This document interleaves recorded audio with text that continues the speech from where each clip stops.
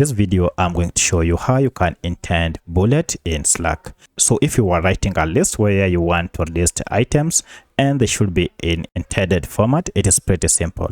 If you find this video helpful, I'll kindly request that you support me by liking the video and also by subscribing to this channel.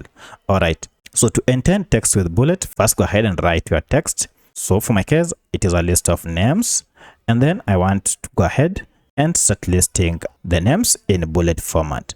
To do that, if you go ahead and press enter, this will go ahead and send the message. I don't want that, so I just want to go to the next line. So to do that, go ahead and press down the shift key on your keyboard and then press enter.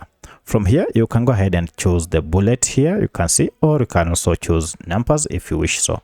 So I'll go ahead and click on bullet, then write the name. Now to go to the next name or write the next bullet, still press shift and then hit enter on your keyboard, and that will go ahead and add the next bullet. So each time you want to write a name, just go ahead and press down shift key. While pressing down shift key, press on enter, and this will go ahead and add bullet points. So that's how you can indent bullets in Slack. If you have any other question, kindly let me know in the comment section. Otherwise, thanks for watching and let's meet in the next video.